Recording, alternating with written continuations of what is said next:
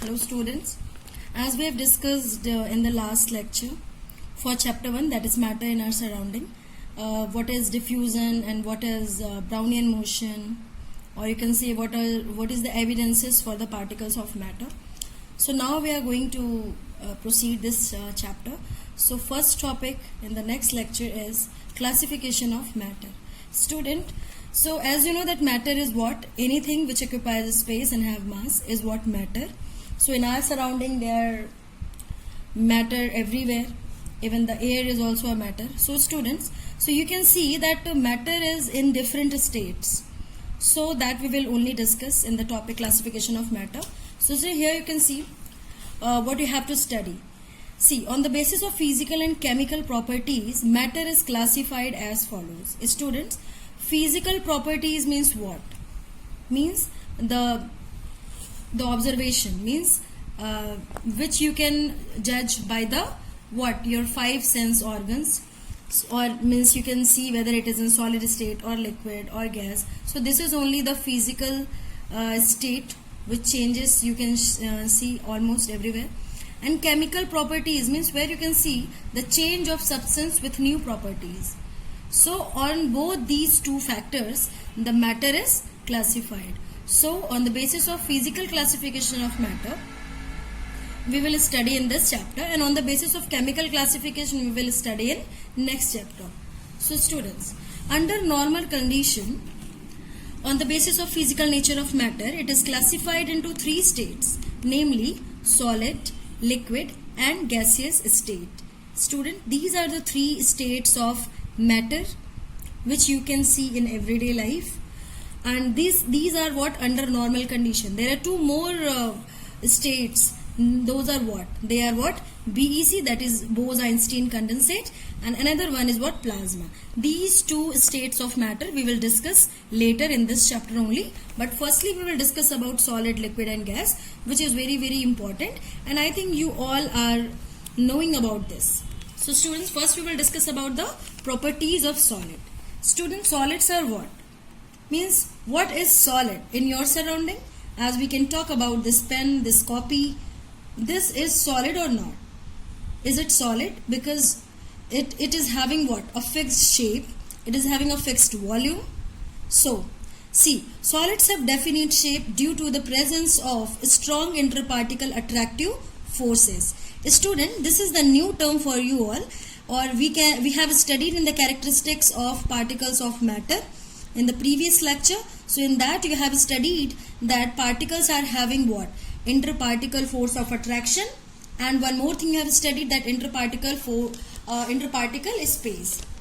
So students, in the case of solid, the particles of which it is composed of are having strong interparticle attractive forces, means उनके बीच में strong force of attraction होता है, and due to that only they are having closely compact form, and that's why they are having what? Rigid shape or fixed shape. Next properties, solid have definite volume. Yes, a solid has definite volume. Due to close packed structure, solids are hard and rigid and have very very low compressibility. Students, in case of solid only it is said that very very low compressibility, or you can say negligible also, as this pen can't be easily compressed and can be changed into different shape, but gases can be. And in the same way in liquids it is said that it is having compressibility but more than solid, but it is not seen. So due to close compact we have discussed. Now the 4th point, it possesses high density. Students, solids have high density. So what is the density? First of all, it is the mass per unit volume. So when we are talking about solid, then it means that it is having what? High density as compared to what? Liquid and gas. Interparticle distances are the smallest. Student, in case of solid, the distance between particles, means suppose these are the 2 particles, so there is having very small distance between them, or a small space between them. Okay, next, interparticle attractive forces are the strongest, as we have discussed. Particles do not have motion. Particles do not have motion means what? The particles of which the solid is composed of do not show motion, or you can say it is having motion but at its fixed position. At its fixed position only they vibrate at its moving position. That only you can see in the next slide. Okay students, now we'll talk about properties of liquids. So now we'll talk about properties of liquid students. So they do not have what definite shape. Students, whenever you take 1 glass of milk, so you can pour that milk into a big bowl also, into a small bowl also, and you can see that it takes that shape only in which it is poured. So that's why it is said that liquids do not have definite shape because of weaker interparticle attractive forces. Students, in the case of liquid, the force of attraction between the particle is weak, and that's why they show what? Fluidity. That means they flow. Students, they have definite volume. As solid, liquid also have definite volume but not fixed shape. Okay. Now, like solids, liquids cannot compress much. Liquids have moderate to high densities. Students, liquids are having densities less than solid, but it is said moderate and somewhere high also, because different kind of liquids shows different kind of densities. They are usually less dense than solid. Particles exhibit greater freedom of motion. Students, by this term you can understand how the liquids flow. Students, due to the motion of particles only, the liquids show what? Fluidity, that is flowing property. They exhibit translational, rotational and vibrational motion. Here I have mentioned, actually these kind of motions are seen in case of liquids, in case of gases too. Translation, rotational and vibration, they are the different kind of motion which is observed. Students, now interparticle distances are larger than those in solid. Students, we are talking about what interparticle distance means. The distance between the particles of liquid are what? Larger than those in the solid, and smaller than those in gases. Yes, in gases there are too much interparticle space. Okay, interparticle attractive forces are weaker than those in solids but stronger than in gases. Students, so this I think you are understood. Okay, now we will talk about gases properties. Students, so gases have what? They do not have definite shape as solid. So in liquid and gases, both these properties can be seen, that they do not have what? Definite shape, due to what? Absence of any significant interparticle attractive forces. Do not have definite volume.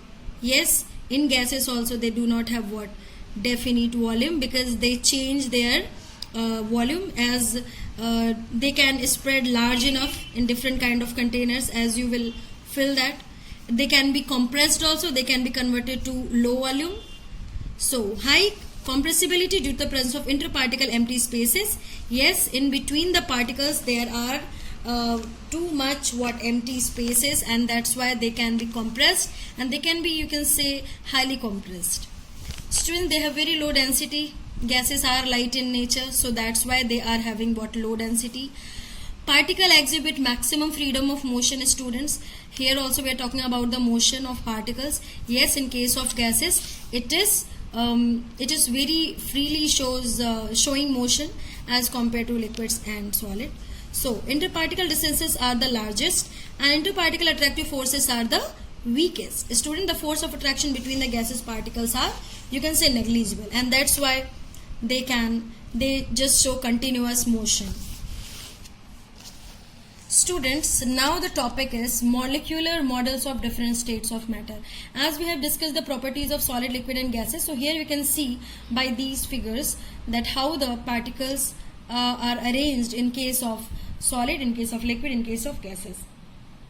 Student, in case of solid you can see the small particles are so compactly arranged and they are having a regular arrangement, but in case of liquid it can't be, and it is not seen, and they are having more interparticle space as compared to solid.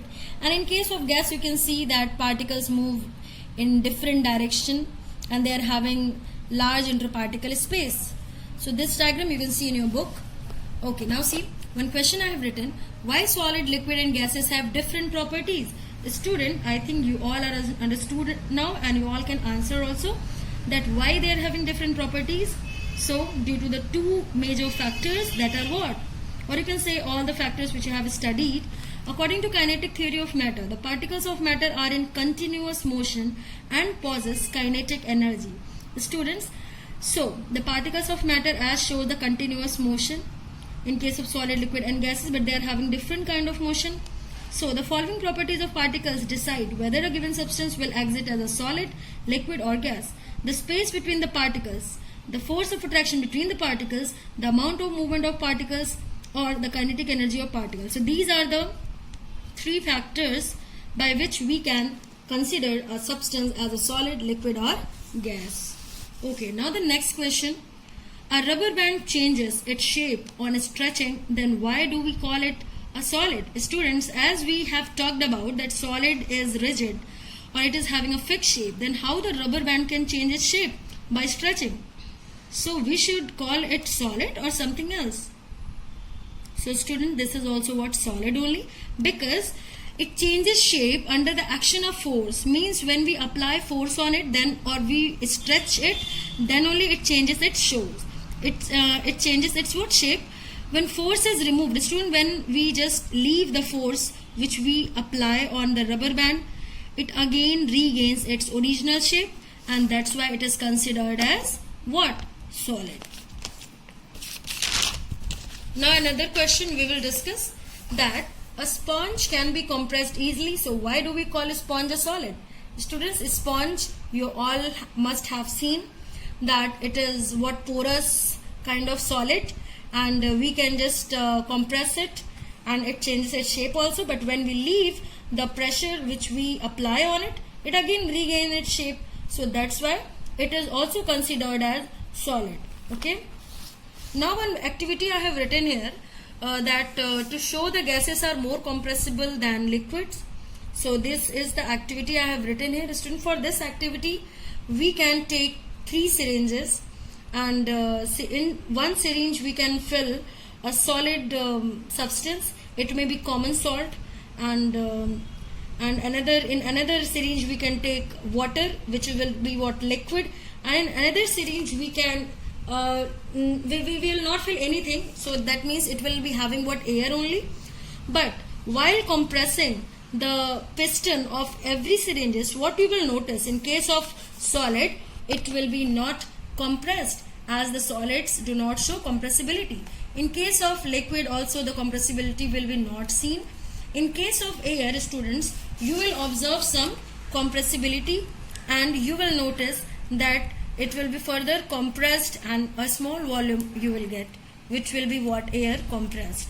So this is the figure to show what, gases are more compressible than what, liquids or solids. So this is already given in notes, so you will read that. Students, now we will talk about, due to high compressibility of gases, fairly large mass of gas can be put in a small metal cylinder by compression. Example, LPG. Students, LPG is what? It is the liquefied petroleum gas which is being used in your houses as a fuel. In the same way, CNG, which is used in the vehicles, and they are what? They are also the gases only, but we use it due to its compressibility nature only. And how it is used, as you have seen that there are cylinders for it. Okay, now the next topic, which is very very important, and you all might have heard about temperature, students. So that only we will study, that temperature is what, students? It is what, the heat which we measure with the help of what, thermometer. So there are 3 scales on which the temperature of a system is measured. Students, there are 3 scales. What are those? See, first one is what, Celsius scale, it is represented as degree C. Fahrenheit scale, which is represented as degree F, and Kelvin scale, which is just mentioned as capital letter K. And student, this Kelvin scale, or Kelvin, is only the SI unit of what? Temperature. So the common unit of measuring temperature, like melting point, boiling point, etc., is degree Celsius. Means of any substance, if we are talking about melting point, boiling point, students, later we will discuss about the definition of melting point and boiling point. So it is measured in the unit of what? Degree Celsius.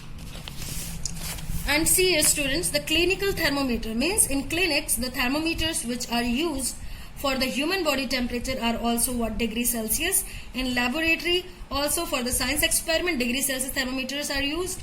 And for the research work Kelvin scale is used. As I have told you that Kelvin is what? It is the SI unit, that it is SI unit or standard unit for measuring what, temperature. Students, why it is considered as SI unit? Because it shows temperature positive, no negative sign value it shows. Okay. Now we will understand this by these three scales to measure the temperature. See, this one is the Celsius scale, Fahrenheit and Kelvin scale. Students, here I have mentioned some measuring value. Here I have written 0 degree Celsius. Students, this is the in Celsius scale, 0 degree Celsius is equal to 273 Kelvin on the Kelvin scale. So this difference you can observe that in Celsius scale, if the freezing point of water is 0 degree Celsius, then its boiling point of water is what, 100 degree Celsius. So freezing point means what? At the temperature at which the water freezes, and 0 degree Celsius is only the temperature at which ice starts melting. So 0 degree Celsius is both melting point of the ice and freezing point of water. And at 100 degree Celsius only the water starts boiling. So it is the boiling point of water. Students, in the Fahrenheit scale, if the Celsius scale was 0 degree Celsius, then here it will be the 32 degree. And the boiling point of water will be 212 degree Fahrenheit. And in the Kelvin scale, it will be 273 Kelvin, the freezing point of water, and the boiling point of water, it will be what, 373 Kelvin. Student, what is the relation between Kelvin scale and Celsius scale? We will understand now. So Kelvin is equal to what, degree Celsius plus 273. As you can see that here, if it is 0 degree, then it is what, 273. So it is 0 degree plus 273. It will be what, Kelvin scale. So temperature on Kelvin scale is equal to what, temperature on Celsius scale plus 273. means आप Celsius scale में plus 273 add कर देंगे, then it will be the value of Kelvin scale. So 0 degree Celsius is equal to what, 273. We can write, as you can see here, 0 degree Celsius is there and here it is 273. So the Celsius scale and Fahrenheit scales are related to each other by following relation. Students, here are so the Celsius and Fahrenheit scales are related to each other by following relation. So here you can see the relation between the Fahrenheit and Celsius scale. So degree Fahrenheit is equal to what, 9 by 5 degree Celsius plus 32. So by putting the values in Celsius and Fahrenheit, you can calculate, okay, or you can convert the value. Student, one question I have written here, you can see, convert the temperature of 25 degrees Celsius to what, Kelvin scale. So how will you convert the 25 degrees Celsius value to the Kelvin scale? So students, as we have discussed about the formula, that Kelvin scale is equal to what, degree Celsius plus 273. So by that formula only you can solve it. Okay. So 25 degrees Celsius is already given and you will just add plus 273. Then it will be the Kelvin value, that is 298 K. So Kelvin is always mentioned as capital letter K. No degree or will be applied here. Next question, convert the temperature of 300 Kelvin to the Celsius scale. It is also very easy. By that formula only you can solve that. Temperature on Kelvin scale is equal to what, temperature on Celsius scale plus 273. So 300 Kelvin value is being given to you and temperature on Celsius scale you have to calculate. So you will just subtract 273 from 300 and it will be the Celsius scale value. Student, now the next topic is what, interconversion of states of matter. Students, how the state of matter, we see that solid changes into liquid or liquid changes into what, gases. So these changes we will talk about by applying what, temperature. Students, so when solid changes into liquid, then what we say it what, melting. And when liquid changes into gases and after applying what, heat, then we say it what, boiling. And when gases changes to liquid state, when we cool those gas, then it is said to be what, condensation. In the same way, when liquid is kept in a fridge for making it what solid as ice, then it is said to be what freezing. So these terms are very familiar to you, that is melting, boiling, cooling, or you can say the condensation or freezing. So these terms we will understand. Students, so there is temperature only, which is a factor which changes this state to another state, student, and one more factor is that is pressure. But firstly we will talk about temperature only. Students, by increasing temperature, by heating, a solid can be converted into liquid state, and the liquid can be converted into gaseous state or vapor state.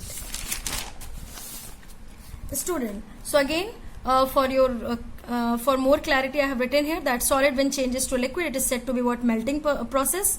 When liquid changes into solid, we say it freezing.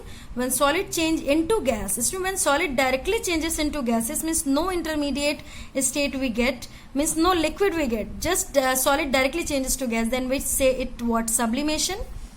And gas when changes to solid, means it is what reversible or sublimation, so you can say it sublimation also, but deposition is also said. Liquid when changes to gas, students, then it is said to be what evaporation. And gas when changes to liquid, then it is said to be what condensation. In next topic we will talk about some more topics, but till here these topics you have to prepare. Till then, thank you.